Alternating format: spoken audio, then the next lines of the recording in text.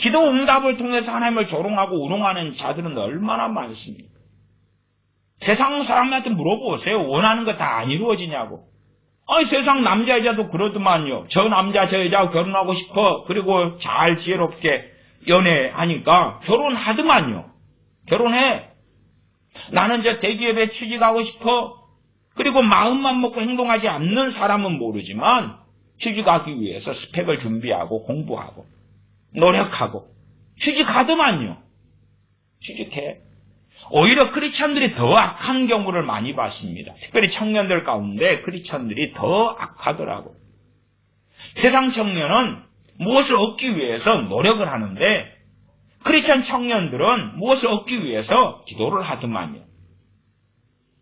아니, 노력하면서 기도하면 그것은 지혜롭고 온당하지요. 그런데 노력은 안 하고 기도만 하더군요. 세상 청년들이, 특별히 남자 청년이에요. 그런데 마음에 드는 아가씨가 있어요.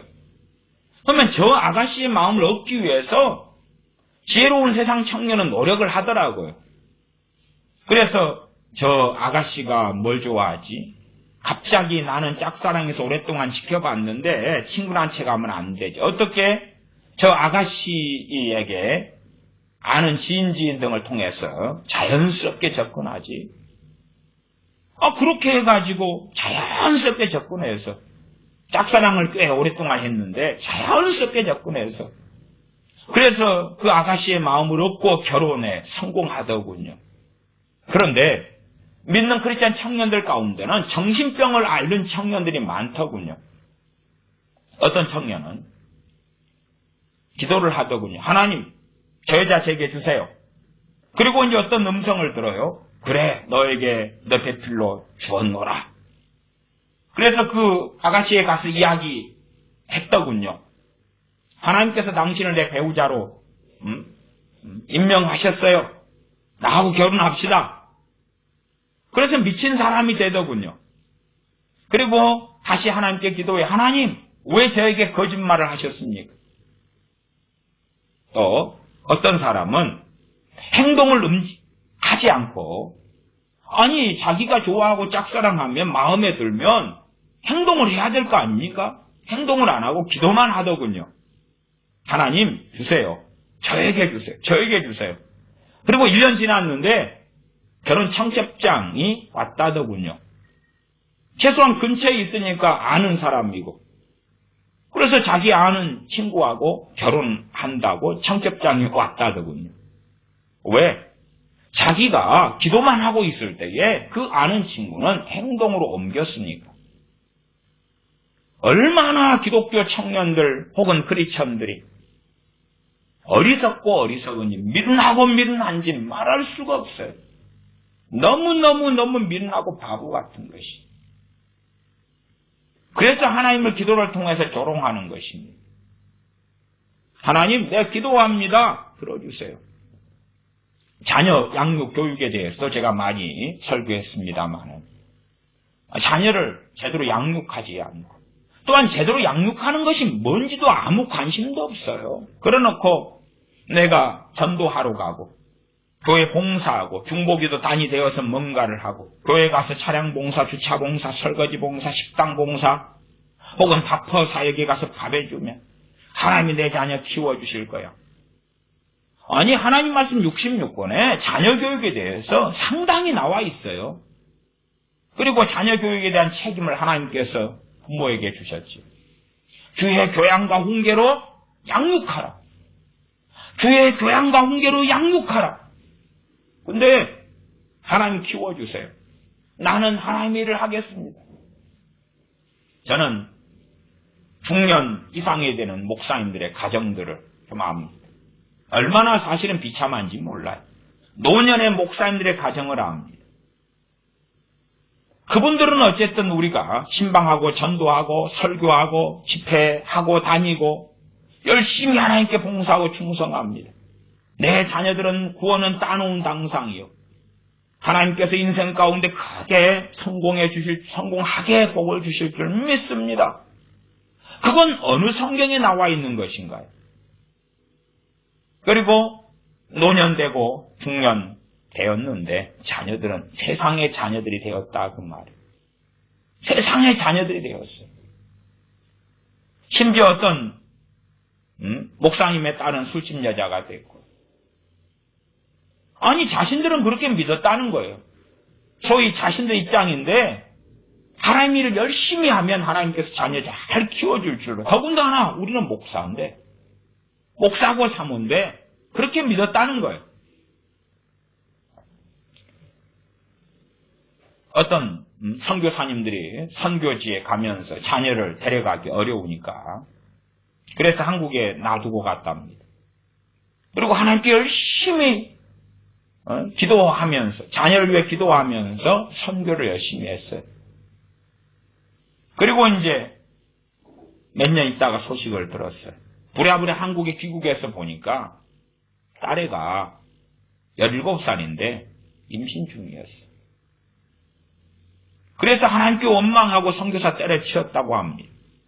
하나님, 내가 하나님 일을 열심히 하면 하나님께서는 내 자녀들을 잘 키워주셔야 될 거 아닙니까?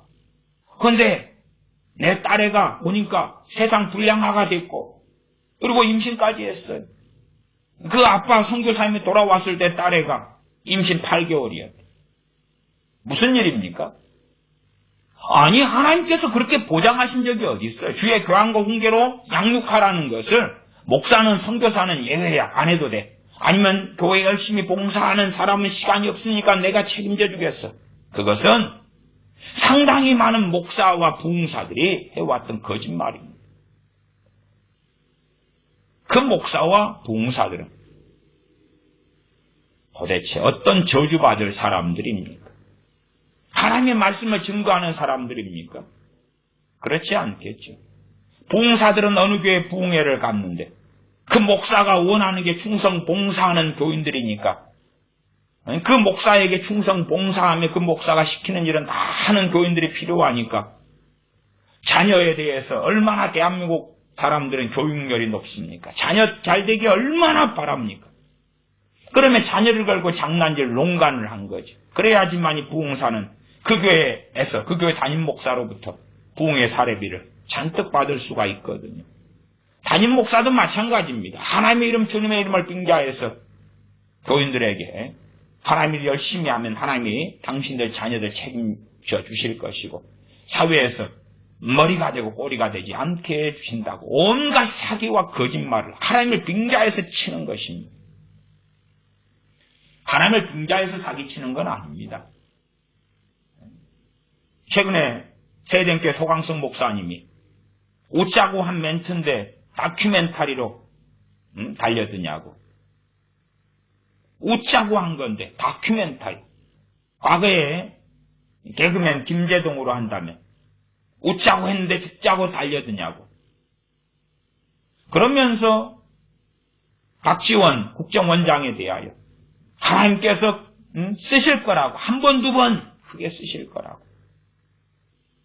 웃자고 한 애드립은 하나님 걸고 하면 안 되는 것이 일반 기독교인도 안 되는데 웃자고 하나님 걸고 이야기합니까? 하나님이 쓰실 사람이 없어서요? 웃자고? 아니 박지원이를 누가 쓰려고 불렀습니까? 문재인 씨가 쓰려고 부른 것 아닙니까? 웃자고 애드립 쳤는데 웃자고 멘트했는데 다큐멘터리로 받아들이냐고? 하나님 걸고는 웃자고 멘트 치지 마세요. 어떻게 유명한 목사가 어떻게 합동교단의 총회장이 곧 총회장 될 사람이 4만 명 이상의 교인을 둔 사람이 하나님 걸고 웃자고 멘트를 칩니까? 웃자고 멘트 쳐도 하나님 빼고 하세요. 그 다음에 하나님 빼고 했어도 그런 멘트는 부끄러우니까 강단에서 이야기하지 말고 공개적으로 교인들 앞에서 이야기하지 말고 부끄럽잖아요. 그냥 자기들끼리만 쉬쉬하고 말해라 그 말이에요. 그것도 문제가 되는데 하물며 얼마나 많은 기도에 대한 거짓된 가르침들이 난무한지 모릅니다. 자기 세력을 일구을 사람들은 그 세력의 추종자가 필요하고요. 그 세력의 추종자들은 항상 함께 붙들어 있어야 되기 때문에 가정 살림도 내팽개치도록 하려면 또한 가정 삶 가운데 가장 중요한 것은 두 가지겠지요. 물론 하나님을 섬기는 사람들이 어쩌면 하나님을 위하여 직장 생활하는 것, 그렇지요? 그 다음에 하나님을 위하여 가정 생활 가운데 대표적인 게 자녀를 바르게 양육하는 게 되겠죠.